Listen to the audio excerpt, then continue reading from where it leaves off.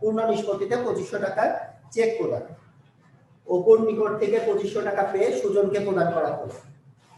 বেতন প্রদান 2500 টাকা, ব্যাংক কর্তৃক আদায় 1500 টাকা, ব্যাংক সুদ 500, ব্যাংক চার্জ 300।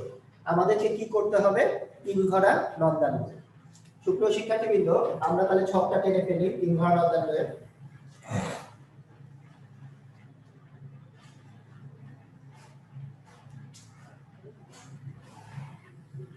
তারিখ,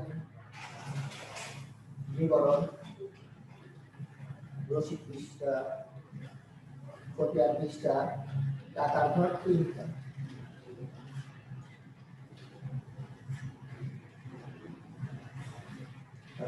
সিমিলারলি তারিখ, বিবরণ,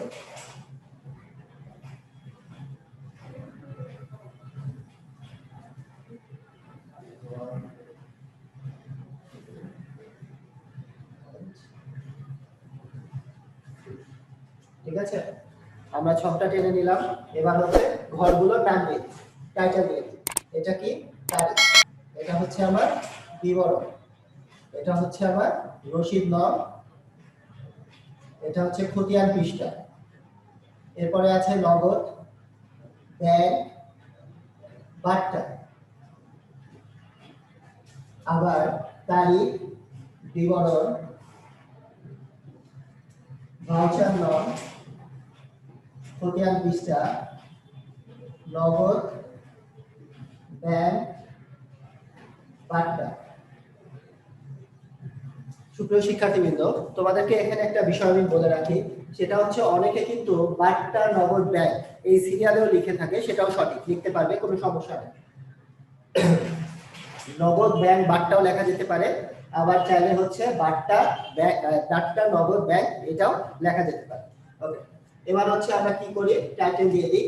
কি হচ্ছে এখানে? জনাব সুমি, জনাব সুমি 3 ঘরা নন্দান বহি। আর এটা হচ্ছে 31শে সেপ্টেম্বর 2020 এর জন্য প্রযোজ্য। এটা আমার ডেবিট সাইড আর এটা হচ্ছে আমার ক্রেডিট সাইড। ক্লিয়ার? সুপ্রিয় শিক্ষার্থীবৃন্দ, আশা করি তোমাদের সকলের ছক টানা হয়ে গেছে। এবার আমরা কিন্তু অঙ্কটা, মূল অঙ্ক শুরু করতে যাচ্ছি। আমি প্রত্যেকটা পয়েন্ট ব্যাখ্যা সহ তোমাদেরকে বুঝিয়ে দিব কিভাবে, কেন ডেবিট হচ্ছে, কেন ক্রেডিট হচ্ছে। তোমরা খুব মনোযোগ সহকারে বুঝবে এবং খাতায় তুলে নেবে। যদি তোমরা কোনো অংশ বুঝতে না পারো, আমাকে একটু শেষের দিকে এসে জিজ্ঞাসা করবে, স্যার এটা কেন হলো, কিভাবে হলো। ক্লিয়ার? ওকে, নাও আমি ক্লাসে যাই। Let's start. সেপ্টেম্বর 1, নগদ ব্যালেন্স 70,500, ব্যাংক জমা 45,000। তাহলে এটা কোথায় আসবে? আমার ডেবিট দিকে। তারিখ 2020 সেপ্টেম্বর 1। এটাকে কি লিখতে হবে? ব্যালেন্স বিডি, তাই তো? এটা হচ্ছে আমার শুরুর ব্যালেন্স। এটাকে হচ্ছে আমাকে কি বলতে হবে? Balance BD.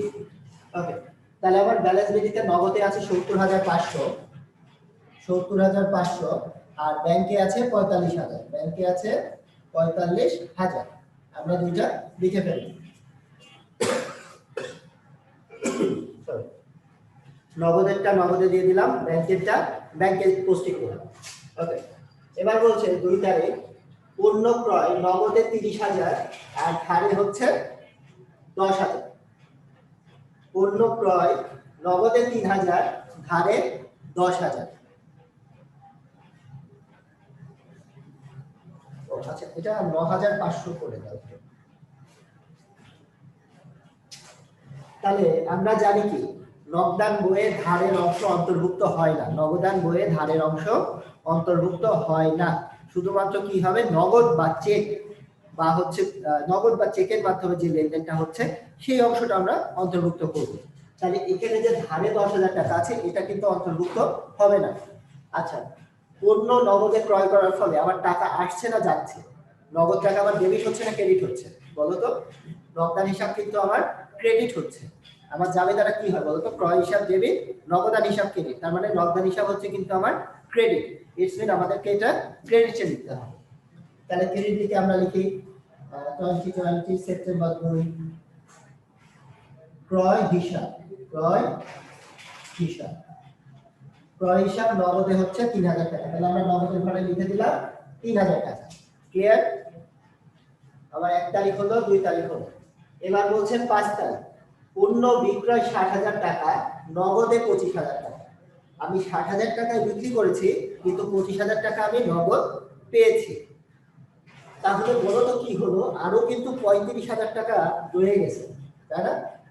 এখানে কিন্তু আরো 35,000 টাকার একটা হিসাব রয়ে গেছে। আমরা এটাকে কি ধরবো? বাকি ধরে নেব।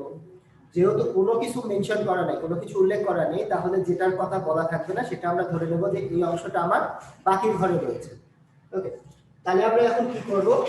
বিক্রয়ের জাবেদা কি বলতো? নগদান হিসাব ডেবিট, বিক্রয় হিসাব ক্রেডিট, তাই তো? তাহলে আমার যেহেতু নগদ টাকা আসছে, তাহলে আমি কি করব? এটা ডেবিট সাইডে লিখবো, যেহেতু নগদান হিসাব ডেবিট রয়েছে। তারিখ হচ্ছে কত আমার? 5 তারিখ, সেপ্টেম্বর 5। বিক্রয় হিসাব তোমরা সবাই লিখো, বিক্রয় হিসাব। বিক্রয় হিসাব নগদে আছে 60,000 টাকা, তাহলে আমরা নগদে দিলাম 60,000 টাকা। 60,000 টাকা, সরি,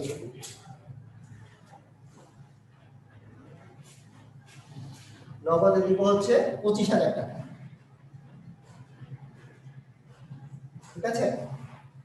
আচ্ছা, এরপরে আছে 7 তারিখ, জনতা ব্যাংকে হিসাব খোলা হলো। জনতা ব্যাংকে হিসাব খোলা হলো। আমরা জানি কন্ট্রাক্টটি হয় কি, ব্যাংক থেকে অফিসের প্রয়োজনে টাকা উত্তোলন করলে আর ব্যাংকে হচ্ছে অফিসের প্রয়োজনে টাকা জমা করলে। ব্যক্তিগত ব্যাংকের লেনদেন কিন্তু উত্তোলন মানে কন্ট্রাক্টটি হয় না। তাহলে জনতা ব্যাংকে হিসাব খোলা হলো, জানিনা কি বলতো? ব্যাংক হিসাব ডেবিট, ব্যাংক হিসাব ডেবিট, আর হচ্ছে নগদান হিসাব ক্রেডিট, তাই তো? টাকা ব্যাংকে হিসাব করতে হলে কি আমার টাকা জমা দিতে হচ্ছে, তার মানে টাকা রয়েছে ব্যাংকে, ব্যাংক হিসাব ডেবিট আর নগদান হিসাব ক্রেডিট। তাহলে আমরা কন্ট্রাক্টটি কিভাবে করব বলতো? 7 তারিখ দিলাম, তাহলে আমরা লিখি নগদান হিসাব। নগদান হিসাব, তাহলে ব্যাংকের ঘরে 10,000 টাকা বসাইলাম। আবার ক্রেডিট সাইডে চলে যাই, সেপ্টেম্বর 7, ব্যাংক হিসাব, টাকা দিব হচ্ছে নগদের ঘরে 10,000। ক্লিয়ার? আমি আরেকবার তোমাদেরকে বলি, এখানে কন্ট্রাক্ট জন্য সি লিখে দাও বা ক লিখে দাও, পাশেও লেখা যায় বা হচ্ছে তোমার খতিয়ান পৃষ্ঠার ঘরেও কিন্তু এটা লেখা যেতে পারে, সমস্যা নেই। তবে সিটা বা কন্ট্রাক্ট ক এটা কিন্তু অবশ্যই মেনশন করে দিতে হবে খাতাতে, হয় সি লেখো বা বাংলাতে ক লেখো, যে কোনো একটা লিখতে পারো। এটা হচ্ছে পাশেও লিখতে পারো, চাইলে খতিয়ান পৃষ্ঠার ঘরেও লিখতে পারো, সমস্যা নেই। তবে লিখতে অবশ্যই হবে, এটা মিস করা যাবে না। আমি 7 তারিখটা আরেকবার ব্যাখ্যা দিই। জনতা ব্যাংকে হিসাব খোলা হলো 10,000 টাকা, জাবেদা হচ্ছে ব্যাংক হিসাব ডেবিট, নগদান হিসাব ক্রেডিট। তাহলে আমরা লিখবো কি? নগদান হিসাব ডেবিটে দিয়ে ব্যাংকের ঘরে টাকা, ব্যাংক হিসাব ক্রেডিট দিয়ে নগদের ঘরে টাকা। ক্লিয়ার? এবার আসি আমরা 10 তারিখে। 10 তারিখে কি বলছে দেখো তো? ব্যক্তিগত প্রয়োজনে উত্তোলন নগদ 500, পণ্য 300। ভালো, ব্যক্তিগত প্রয়োজনে উত্তোলন করা হয়েছে, যার মধ্যে নগদ রয়েছে 500 টাকা এবং পণ্য রয়েছে 300 টাকা। তো পণ্য কিন্তু অন্তর্ভুক্ত হয় না, পণ্য উত্তোলন কিন্তু অন্তর্ভুক্ত হয় না। আমার নগদের ঘর আছে, ব্যাংকের ঘর আছে, বাট্টার ঘর আছে, পণ্য নামে কি কোনো ঘর আছে আমার অঙ্কে? নাই। তাহলে এই টাকাটা আমি পোস্টিং দিব কোথায়? এই জন্য কিন্তু এই অংশটা অন্তর্ভুক্ত হবে না। আর উত্তোলন হিসাব কি? উত্তোলন কিন্তু একটা ব্যয়। যদি আমরা জাবেদাও করি তাহলে আবার কি হয় বলতো? উত্তোলন হিসাব ডেবিট, নগদান হিসাব ক্রেডিট, তার মানে নগদান হিসাবের ক্রেডিট দিকে এটা বসবে। ঠিক আছে? তাহলে আমরা লিখি কয় তারিখ? 10 তারিখ।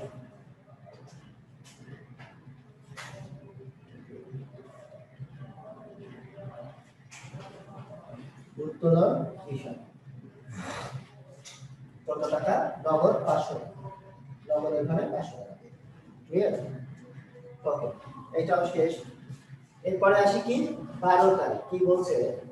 দেনাদারের পূর্ণ নিষ্পত্তিতে 34,000 টাকা প্রাপ্তি। আমার অঙ্কে দেনাদার কোথায় আছে বলো তো? এবার আমরা একটু ফ্ল্যাশব্যাকে যাই।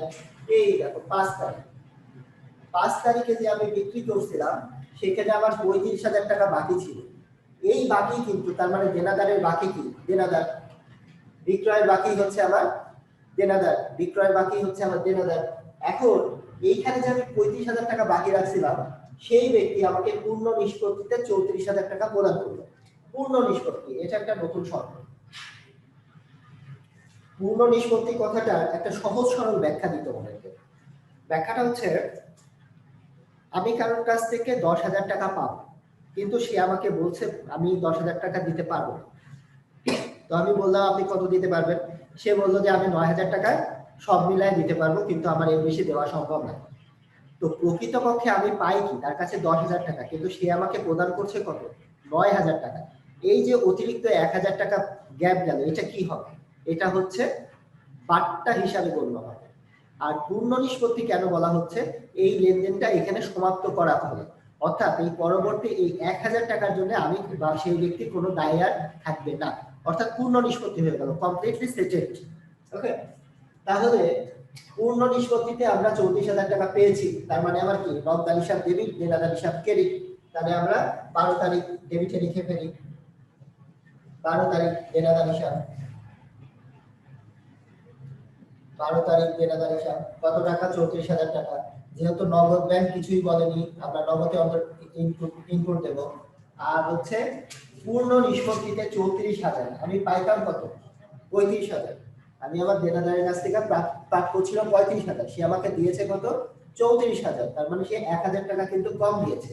সেই 1,000 টাকা যাবে হচ্ছে আমার বাট্টার। ক্লিয়ার? ওকে, এরপরে বলছে 15 তারিখ এটিএম থেকে উত্তোলন। আমরা এটিএম জিনিসটা এখন একেবারে খুব কমন হয়ে গেছে, আমরা সবাই কম বেশি এটিএম মেশিন দেখি, ডেবিট কার্ড ক্রেডিট কার্ড ব্যবহার করি, আমরা এগুলো সম্বন্ধে খুব ভালো জানি। এটিএম এর পূর্ণ রূপ হচ্ছে অটোমেটেড টেলার মেশিন। এটাও কিন্তু ব্যাংকেরই একটা অংশ।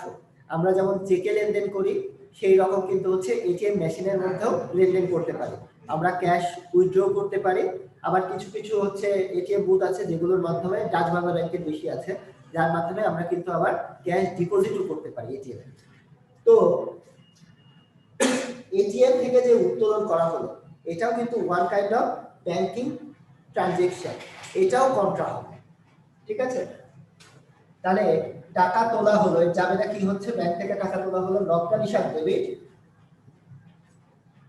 রপ্তানি হিসাব ডেবিট, আর ব্যাংক হিসাব ক্রেডিট।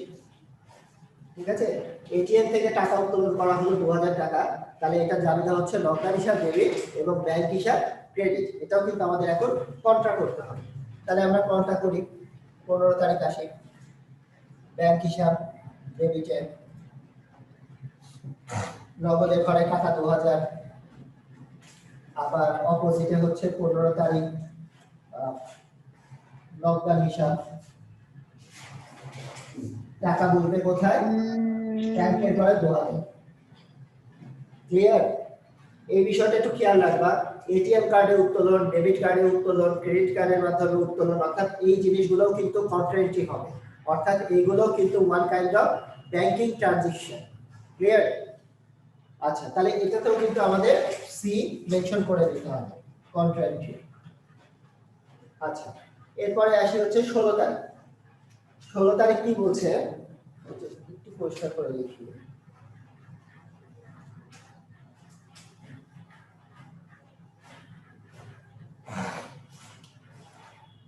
16 তারিখ বলছে পাওনাদারকে পূর্ণ নিষ্পত্তিতে 9,500 টাকার চেক প্রদান। পাওনাদার আমার কোথায় আছে, এই দেখো 2 তারিখে যে আমি পণ্য ক্রয় করে আনছিলাম, সেখানে আমার ধারে ছিল 10,000 টাকা। 2 তারিখে আমি যে পণ্য ক্রয় করেছি, 2 তারিখে আমি যে পণ্য ক্রয় করেছি তার মধ্যে কিন্তু আমার 10,000 টাকা ধারে ছিল, বাকি রেখে আসছিলাম, আমি কিন্তু কিনে আনছি টাকা দিয়ে।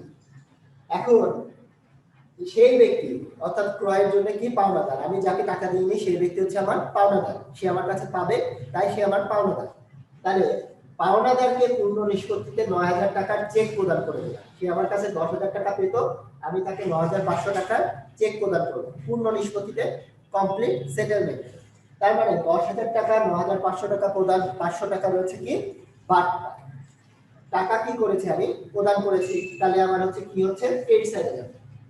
আমরা দিই 16 তারিখ,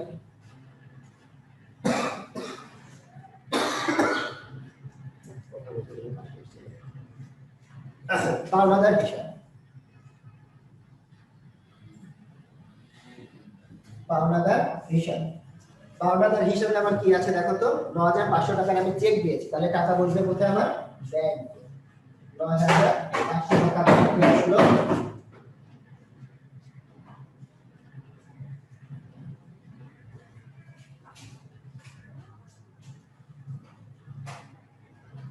আর হচ্ছে বার্তার ঘরে আমরা লিখলাম 500 টাকা। ক্লিয়ার? তাহলে আমাদের পাওনাদার হিসাব শেষ হলো। এরপরে কি বলছে, অপুর নিকট থেকে 2500 টাকার একটা চেক পেয়ে সুজনকে প্রদান করা হলো।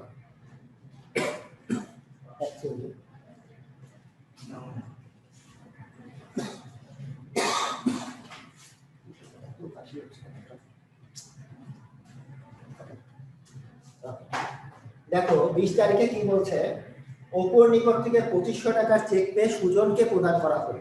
আমি একজনের কাছ থেকে চেক পেয়েছি, পেয়ে সেটা আর একজনকে প্রদান করে দিয়েছি। আমি কিন্তু একটা মধ্যবর্তী শর্ত হিসেবে কাজ করেছি।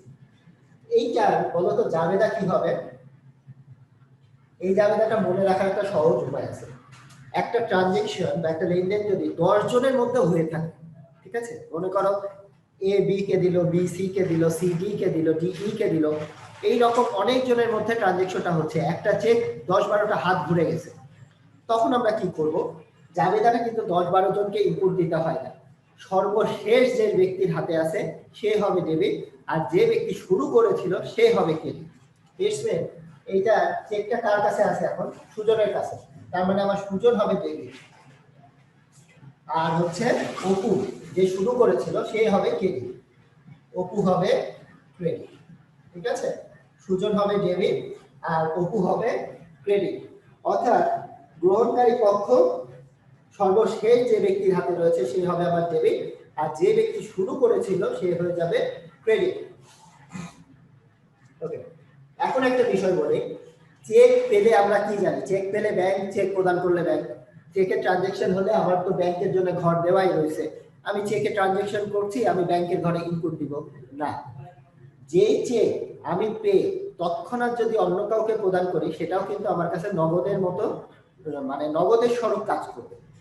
ঠিক আছে? আমি কোনো কিছু পেয়েছি এবং সেটা তৎক্ষণাৎ দিয়ে দিয়েছি, আমি একটা চেক পেয়েছি, তৎক্ষণাৎ সেটা প্রদান করে দিয়েছি, তখনই কিন্তু সেটা নগদ হিসাবে গণ্য হবে। এটা আরো একটা ব্যাখ্যা আছে, সেটা হচ্ছে আমরা জানি চেক কয় প্রকার? 3 প্রকার হয়ে থাকে, বাহক চেক, হুকুম চেক, দাগ কাটা চেক।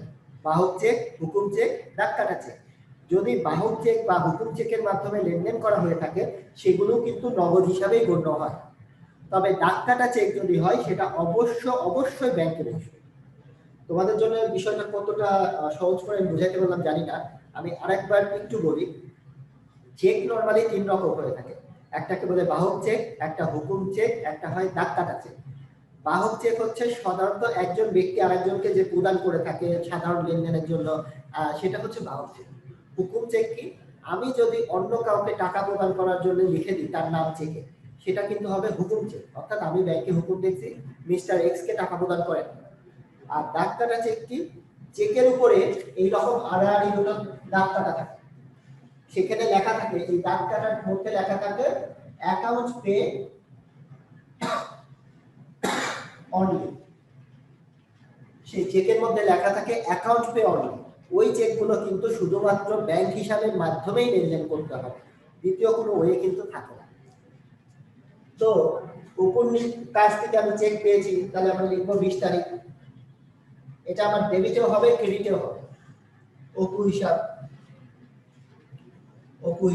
অপু হিসাবে আসছে কত? 2500 টাকা। আবার আমি এটা কি করলাম? সুজনকে দিয়ে দিছি, তাহলে সুজনকে দিয়ে দিই 20 তারিখ। সুজন হিসাব কত টাকা? 2500 টাকা। উভয় দিকে কিন্তু ক্যাশে বসবে, আর এটাতে কিন্তু কন্ট্রাস্টি দিতে হবে না, কিন্তু এটা কিন্তু কন্ট্রাক্টই না। ঠিক আছে? কন্ট্রাক্টের একটা সহজ জিনিস বুঝিয়েছিলাম, যে ব্যয়ের মধ্যে ব্যয় হয় না সেটাও কিন্তু কন্ট্রাক্ট। এটা হচ্ছে একটা অলিখিত ব্যাখ্যা, যে ব্যয়ের জন্য কোনো ব্যয় হয় না, যে লেনদেনের জন্য কোনো ব্যয় হয় না, সেটাও কিন্তু কন্ট্রা এন্ট্রির মধ্যে পড়ে। ওকে, আমরা আরেকটু আগাই। 22 তারিখ বেতন প্রদান করা হলো, খুব সহজ, ক্রেডিট দিকে বসবে যেহেতু খরচ। বেতন হিসাব আমার আছে কত, 2500 টাকা। আমরা ক্যাশে দিয়ে দিই 2500 টাকা। তারপরে কি বলছে, ব্যাংক কর্তৃক আদায় 1500 টাকা। ব্যাংক আমার হয়ে আদায় করে আনছে 1500 টাকা। 1500 টাকা আমি কিন্তু জানিও না, ব্যাংকের কিন্তু এই অথরিটি থাকে। ব্যাংক চাইলে আমার হয়ে আমার কোনো কাস্টমারের কাছ থেকে টাকা কিন্তু রিসিভ করে আমার অ্যাকাউন্টে জমা রাখতে পারে। এমন হতেও পারে সেই জিনিসটা আমি জানি বা জানি না। তো এই জিনিসটা কি হবে বলতো, আমার কাছে যেহেতু টাকা আসছে, তার মানে এটা হচ্ছে আমার ডেবিট দিকে বসবে। আমরা তাহলে লিখি 25 তারিখ ব্যাংক হিসাব। ব্যাংক হিসাব হচ্ছে 1500 টাকা, এটা বসবে ব্যাংকের ঘরে। এটা কিন্তু কন্ট্রা হবে না, এটাও কিন্তু কন্ট্রা হবে না। কেন হবে না? ব্যাংক আদায় করে রাখছে, ব্যাংক আমার হয়ে অন্য কারোর কাছ থেকে আদায় করে রাখছে। আমি কিন্তু ব্যাংক থেকে উত্তোলন করতে যাইনি, ব্যাংকে কিন্তু আমি জমা দিতেও যাইনি। ঠিক আছে? আচ্ছা, এরপরে আছে কি 30 তারিখ ব্যাংক সুদ ব্যাংক চার্জ। আমরা জানি ব্যাংক সুদ ডেবিট হবে, যেটা যেহেতু এটা আয়, তাহলে ব্যাংক সুদ 500 টাকা ব্যাংকের ঘরে বসবে। আর হচ্ছে সিমিলারলি ক্রেডিট দিকে ব্যাংক চার্জ হচ্ছে 300 টাকা। ক্লিয়ার? এইবার আমাদের অঙ্ক শেষ, যোগ বিয়োগের পালা। যোগ বিয়োগের ক্ষেত্রে নগদ বা ব্যাংকের কিন্তু কতজন আছে, নগদ বা ব্যাংকের ক্ষেত্রে কিন্তু সাধারণত তোমার হচ্ছে ব্যালেন্স সিডি নির্ণয় করতে হয়। তবে বাট্টার কিন্তু কোনো ব্যালেন্স হয় না, বাট্টার কোনো ব্যালেন্স হয় না। এক মাসের ব্যালেন্স অন্য মাসেও ট্রান্সফার হয় না, যে মাসের টাকা অর্থাৎ যে মাসের সমষ্টি সেই মাসে ক্লোজ হয়ে যায়। ফলে আমরা বাট্টার ঘরের টাকাটা ক্লোজ করে দিই। এখানে ডেবিটে 1000, ক্রেডিটে হচ্ছে 500। এবার আমরা দেখি ডেবিট দিকে, দেখো নগদের ব্যাংকের ঘরে বেশি টাকা আছে। কত আছে বলতো, 45 10 55 55 আর 2 57,000 টাকা, তাই তো? তাহলে আমরা এদিকেও লিখে ফেলি 57,000 টাকা। সেপ্টেম্বর মাস কয় দিনে হয়, 30 দিনে। তাহলে এই হচ্ছে ব্যালেন্স। ব্যালেন্স কি হবে আমার, সিডি। আচ্ছা, এখানে আমার এইদিকে কত টাকা আছে, 9,000 11,800। তাহলে 57,000 থেকে 11,800 বিয়োগ করো।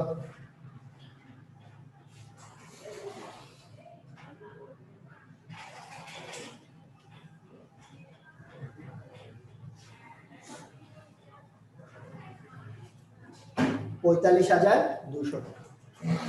তাহলে আমার ব্যালেন্স 45,200। হ্যাঁ, 45,200। Thank you. ওকে, এবার আমরা নগদ সাইডটা যোগ করি। নগদ সাইডে যোগফল কত আছে দেখো তো, 70,500 25,000 70 80 90 95,000 70,500 যোগ স্যার 1,34,000। 1,34,000। Thank you, 1,34,000। আর তাহলে এটা এদিকে দিয়ে দিই 1,34,000। এবার ক্রেডিট সাইডটা মাইনাস করো, কত আসছে দেখো, 10 13 13 13 14 15 16 17 18 18,500 বিয়োগ দাও। স্যার 1,15,500। 1,15,500। তাহলে ব্যালেন্স সিডি হচ্ছে 1,15,500। Thank you. তাহলে আমাদের কিন্তু ব্যালেন্স ভিডিও হয়ে গেল, ব্যালেন্স সিডিও বের করা হলো। এবার আমাদের কি করতে হবে, ব্যালেন্স সিডিটা ট্রান্সফার করতে হবে পরবর্তী মাসে। সেপ্টেম্বরের পরে আসে অক্টোবর, তাহলে অক্টোবর 1 ব্যালেন্স বিডি। ব্যালেন্স বিডিতে আমার আসছে 1,15,000 1,15,500 আর ব্যাংকে হচ্ছে 45,200, 45,200, তাই তো?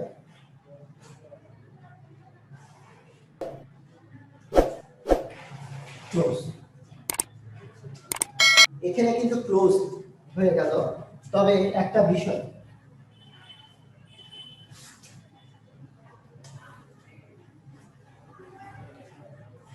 আমাদের অঙ্কের মধ্যে একটা জিনিস কিন্তু আমরা অন্তর্ভুক্ত করি নাই, সেটা কি বলতো? পণ্য উত্তোলন। মালিক কর্তৃক পণ্য উত্তোলন 300 টাকা, এটা কিন্তু নগদান বইতে অন্তর্ভুক্ত হয় না। আমাদেরকে এখন কি করতে হবে? অঙ্কের শেষে এসে লিখে দিতে হবে বিশেষ দ্রষ্টব্য মালিক কর্তৃক পণ্য উত্তোলন নগদান বইতে অন্তর্ভুক্ত হবে না।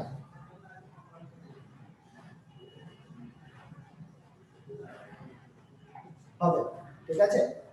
অনেক সময় আমাদের সৃজনশীল প্রশ্নগুলোতে যেটা থাকে, দেখা যায় যে হচ্ছে ক নাম্বারে বলে দেয় লেনদেনগুলোর মধ্যে কোনটি অন্তর্ভুক্ত হবে না, লিখো। ক নাম্বারে অনেক সময় এরকম থাকে যে কোনটি কোনটি বা কোন লেনদেনগুলো অন্তর্ভুক্ত হবে না। তখন আমাদেরকে ক নাম্বারে হয়তো যদি এই অঙ্কটাই দিয়ে দেয়, তখন কিন্তু আমাদের ক নাম্বারে লিখতে হবে মালিক কর্তৃক পণ্য উত্তোলন, এখানে অ্যামাউন্টটাও সেই ক্ষেত্রে মেনশন করতে হবে, 300 টাকা অন্তর্ভুক্ত হবে না।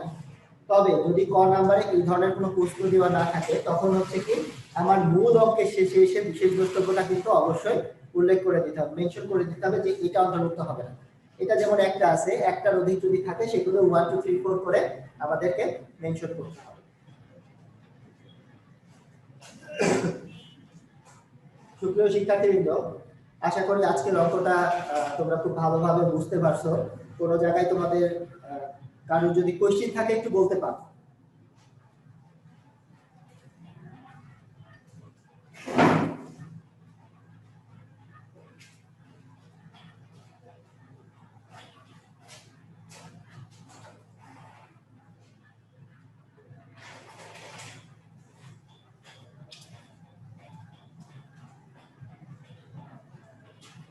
ওকে, আশা করছি তোমাদের কোনো প্রশ্ন নাই, তোমরা সবাই বুঝতে পেরেছো।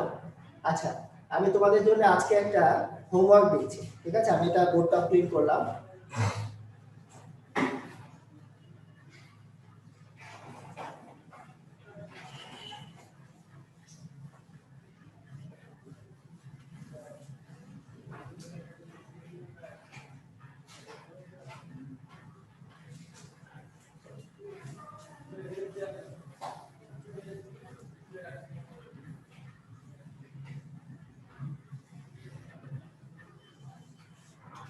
আচ্ছা, হোমওয়ার্কটা যদি ওদেরকে মেসেঞ্জারে ছবি তুলে দিতে পারি, সমস্যা হবে? পড়ে না, সমস্যা হবে। হ্যাঁ, সমস্যা হবে। তোর স্যার তো বলেন না না, আমি হোমওয়ার্কটা তুলে দিব, ওরা যে পড়ে আমাকে জমা দেবে ফিরে দেবে।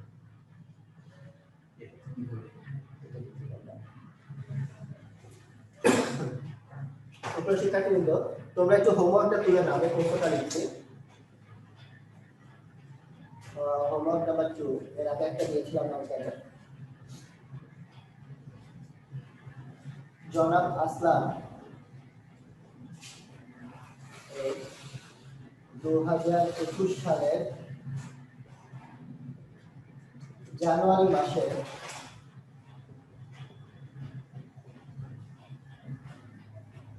লেনদেন বিল।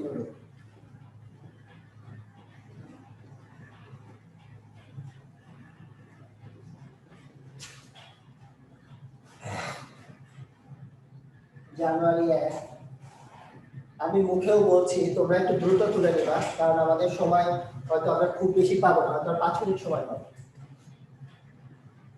নগদ 1,80,000, ব্যাংক ওজি 70,000। জানুয়ারি 5, পণ্য ক্রয় 70,000, নগদে 20,000 ও চেকে 30,000। 7, পণ্য বিক্রয় ৮০,০০০, নগদে 20%, চেকে 30%। আচ্ছা, এখানে শেষ। ৮ তারিখ ব্যাংকে জমাদান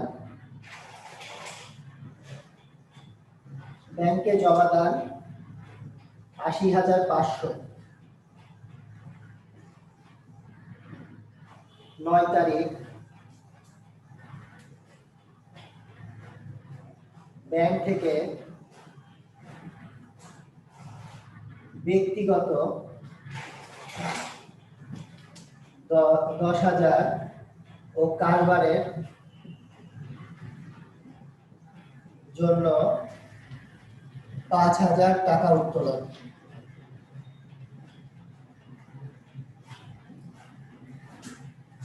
জানুয়ারি ১২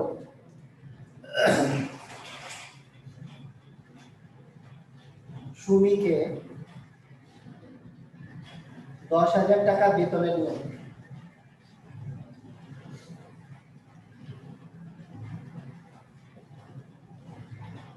এরপরে হচ্ছে ১৫ তারিখ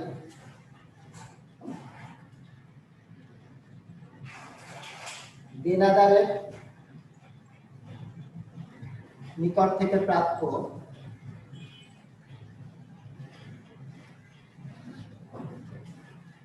১,০০০ টাকা বার্তায় প্রাপ্তি। ১৭ তারিখ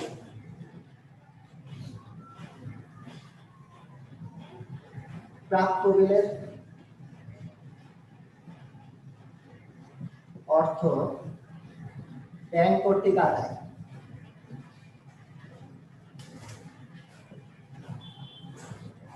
৭,০০০।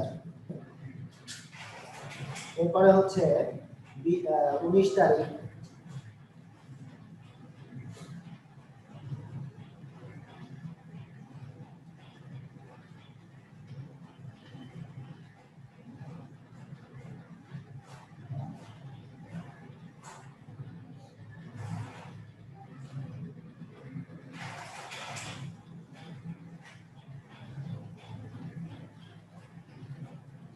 মিস্টার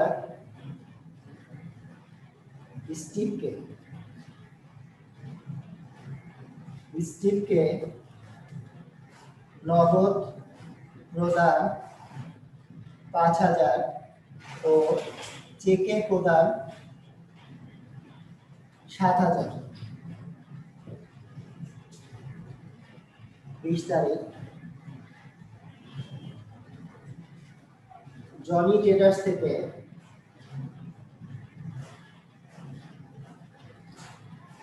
চেকে প্রাপ্তি ৮০,৮০০ টাকা, যা তৎক্ষণাৎ ব্যাংকে জমা।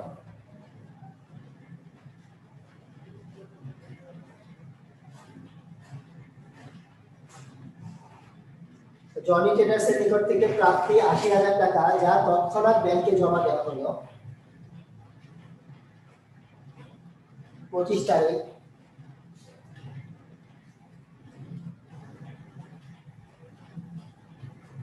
সুজনের চেক প্রাপ্তি ও তা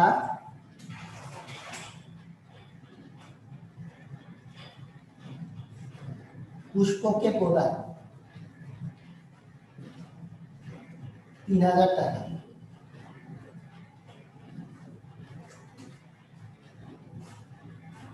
ব্যাংক সুদ ১,৫০০ ও চার্জ ৭০০। করণীয়, তোমরা একটু তুলে নাও। করণীয় ১, লেনদেন নয়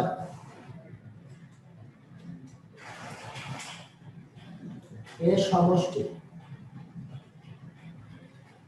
কত